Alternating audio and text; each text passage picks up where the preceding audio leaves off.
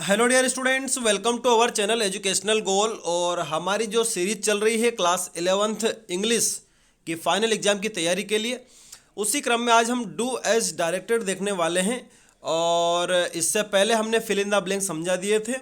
तो चलिए पहला वाला क्वेश्चन देखते हैं क्या है। वी डिड इट और पीछे लिखा हुआ है चेंज इनटू नेगेटिव। तो देखिए पहले हमें सबसे पहले अगर हमें नेगेटिव में बदलना है या टेंस बदलना है तो सबसे पहले उस सेंटेंस के टेंस को ही देखना पड़ता है।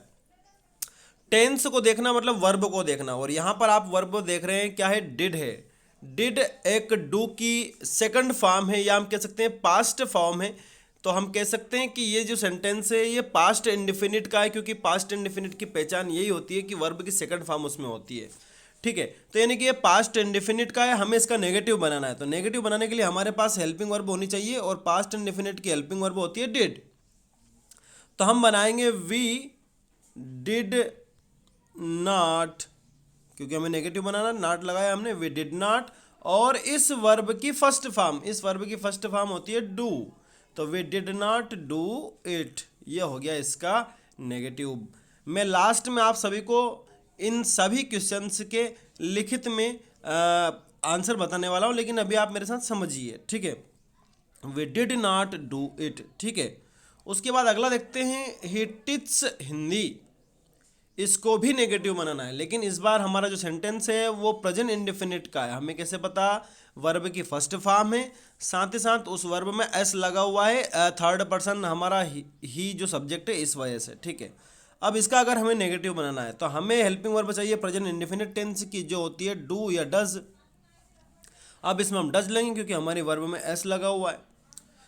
तो बनेगा ही डज नॉट, डज नॉट लगा दिया आपने। उसके बाद वर्ब की फर्स्ट फॉर्म, वर्ब की फर्स्ट फॉर्म इसमें क्या है हमारे पास, टीच है। तो हम बनाएंगे ही डज नॉट टीच।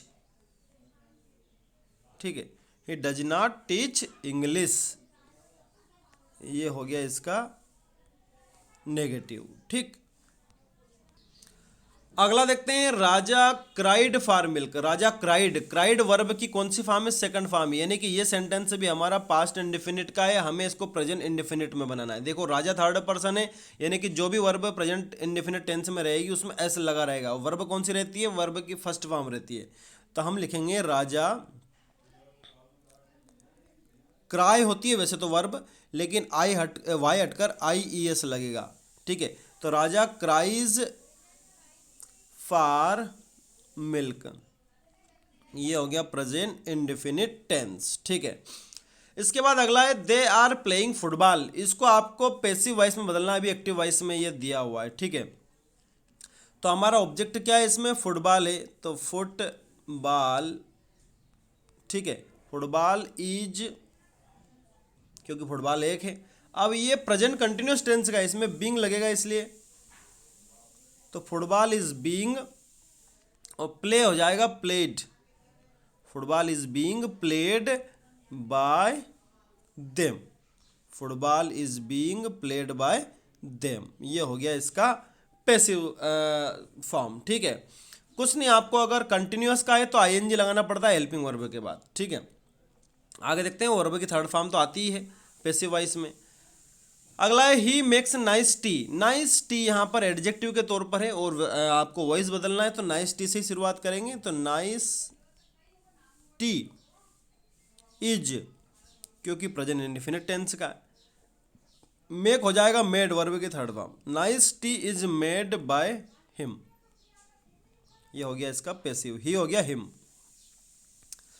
आगे देखते हैं सीता डज नॉट सिंग, एक सेंटेंस है। दूसरा है सीता डज नॉट डांस, यानी कि सीता गाती नहीं है, सीता डांस नहीं करती है, यानी कि सीता दोनों काम नहीं करती है।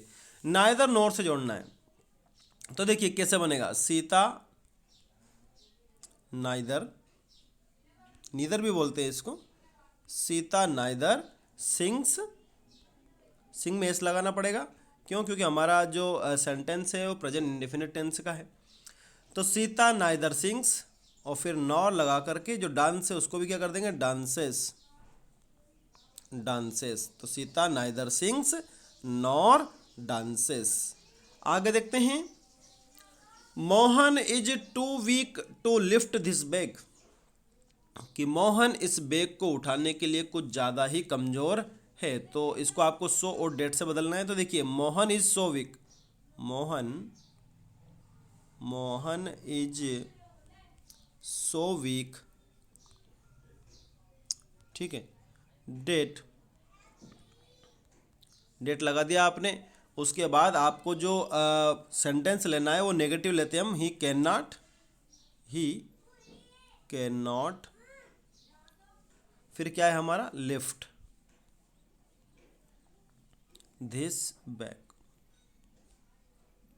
Mohan is so weak that he can not lift this bag, ये हो जाएगा इसका सो डेट से बदलना।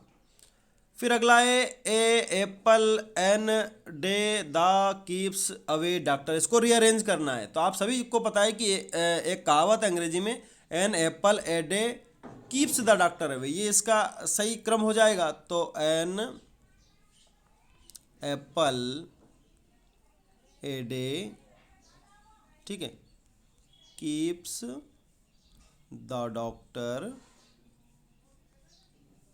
अवे, यानी कि अगर आप रोज़ सेव फल खाते हो तो आप इलाज से दूर रहोगे, डॉक्टर से दूर रहोगे, बीमारी से दूर रहोगे, ये कह सकते हैं, ठीक है।